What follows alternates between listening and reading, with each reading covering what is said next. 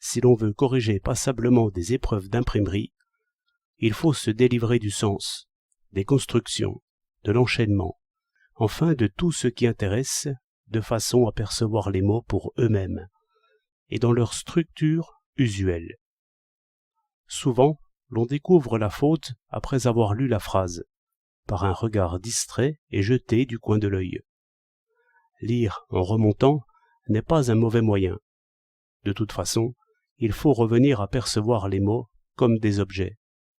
Mais la difficulté même qu'on y trouve fait bien voir à quel point l'intelligence est prompte et hardie. Un homme qui lit perçoit quelques sommets, quelques signes ou parties de signes de place en place, et devine presque tout. Non sans risque. Cette témérité définit la pensée en son mouvement naturel. Quiconque pense commence toujours par se tromper. L'esprit juste se trompe d'abord tout autant qu'un autre. Son travail propre est de revenir, de ne point s'obstiner, de corriger selon l'objet la première esquisse. Mais il faut une première esquisse. Il faut un contour fermé. L'abstrait est défini par là. Toutes nos erreurs sont des jugements téméraires, et toutes nos vérités, sans exception, sont des erreurs redressées. On comprend que le liseur ne regarde pas à une lettre, et que, par un fort préjugé, il croit toujours l'avoir lue, même quand il n'a pas pu la lire. Et, si elle manque, il n'a pas pu la lire.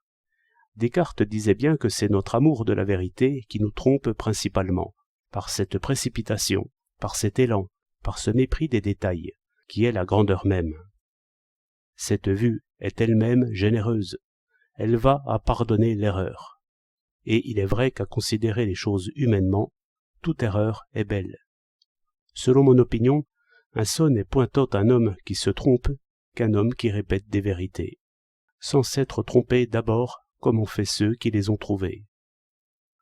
C'est pourquoi nos prédécesseurs, et surtout les plus anciens, qui se sont trompés en beaucoup de choses, sont pourtant de bons guides, et c'est justement parce qu'on ne peut rester à ce qu'ils ont dit que ce qu'ils ont dit est bon.